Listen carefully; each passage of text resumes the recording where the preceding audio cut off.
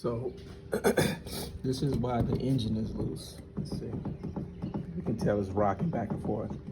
It vibrates when it runs. A bolt, the engine mount bolt. It's right here. It's the front bolt. Right here. Let's see if I can get it. It's the bolt that goes right here. Right there. Came out, dropped out somewhere. So it dropped out, so that's why the engine is loose. I hope it's just one bolt. But I have to look up the specs and see if I can get the bolt size to replace the bolt. I'll put some Loctite on it.